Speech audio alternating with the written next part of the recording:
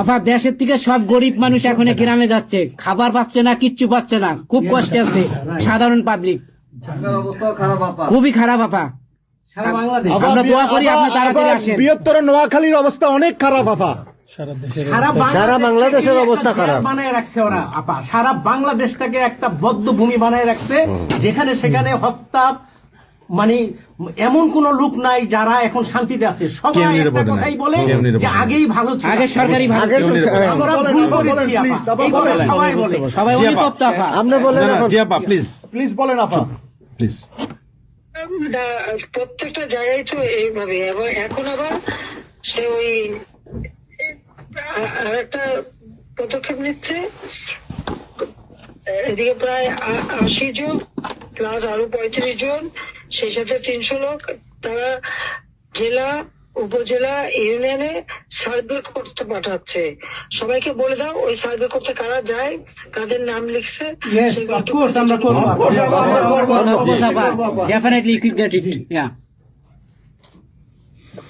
আমরা চাই আপা আপনি সুস্থ থাকেন, আপনি সুস্থ থাকলে বাংলাদেশ সুস্থ থাকবে, বাংলাদেশ ভালো থাকবে। আপনাকে আবার আমরা ফিরিয়ে এনে বাংলাদেশকে আবার এগিয়ে নিয়ে যাওয়ার জয়ের মালা পরা আবার জয় বাংলা, জয় বাংলা, জয় বঙ্গবন্ধু। জি আপা প্লিজ।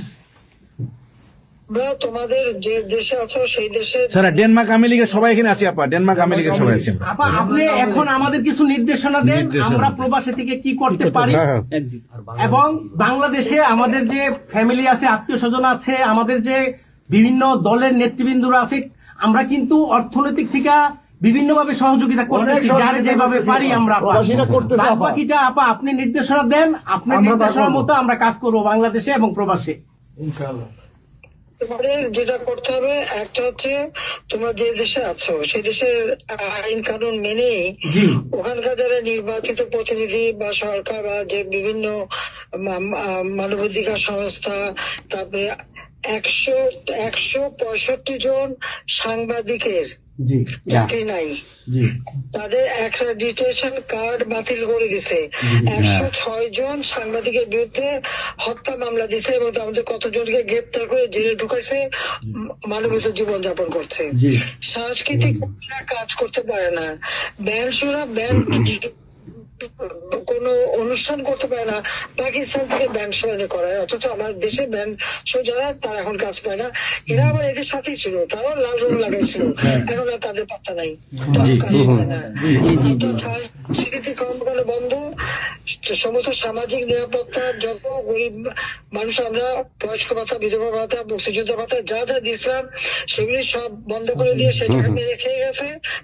এমনকি মানে সারা দেশটাকে একটা লুটের রাজত্ব, খুনের রাজত্ব সৃষ্টি করছে। এই বিষয়টাই যে মানবাধিকার লঙ্ঘন, সাংবাদিকদের উপরে নির্যাতন, সাংবাদিকদের অত্যাচার করা, মহিলা সাংবাদিকদের যেভাবে অপমান করছে, এই বিষয়গুলি জনমত তোমাদের তৈরি করতে পারে আন্তর্জাতিক পর্যায়ে। ইউনুসের যে বিভৎস চেহারাটা, ওইটাই আজকে মানুষের কাছে স্পষ্ট হয়ে গেছে। একটা রাষ্ট্র চালাতে সে টোটালি ব্যর্থ। এই জিনিসগুলি কি আপা? আপা আমি একটা বলি, ইউনুস সাহেব রাখছে 4টা টোকাই রাখছে, সাথে 4টা টোকাই রাখছে। আর আপনি চিন্তা করেন না বাংলাদেশে গৃহযুদ্ধ হবে, তখন আপনাকে দেখবে। তোমাদের করতে হবে ইউরোপিয়ান ইউনিয়নে, যেখানে তোমার ওখানকার পার্লামেন্টে যেখানে আসো, সব জায়গায় এই জনমত তৈরি করতে হবে। সন্ত্রাসের রাষ্ট্রে পরিণত করছে, মানুষ খুন করছে, আজকে খুন করছে। আজকে তুমি জানো আমাদের মোহাম্মদ হোসেন মায়ের বাড়িতে আগুন, এইগুলি সে করে বেড়াচ্ছে, এবং সমস্ত এই ইচ্ছা মতো। কাজে তোমরা এই বিষয়গুলি তোলো, আর আত্মীয় স্বজন, বন্ধু বান্ধব, পরিচিত যারা আছে খুবই কষ্ট আছে, তাদেরকে সাহায্য করো। মামলা দিয়ে আমাদের নেতা কর্মীদের চরম হয়রানি করে যাচ্ছে, তাদেরকে সহযোগিতা করা, এই যে আইনজীবী ঠিক করা, এবং আন্তর্জাতিক ভাবে কিভাবে মানে এদেরকে জনমত সরকার যে অপকর্মগুলি করছে সেগুলি তুলে ধরা, এই কাজগুলি তোমাদের আমরা করবো।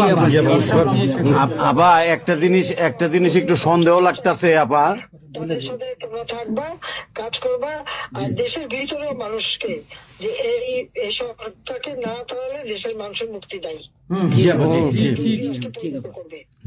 হ্যাঁ আপা, আমি একটু একটা কথা বলতে চাই। একটা জিনিস একটু সন্দেহ লাগতেছে যে পাকিস্তান থেকে যে শিপের মধ্যে কতগুলি কন্টেনার আসলো, এইটা কেন এবং এত দ্রুত ওরা কিভাবে পাকিস্তানের সঙ্গে ব্যবসায়িক সম্পর্কটা গড়লো? কারণ এইটা তো কোনোদিন ছিল না বাংলাদেশে, 71-এর পরে এটা হয় নাই আপা।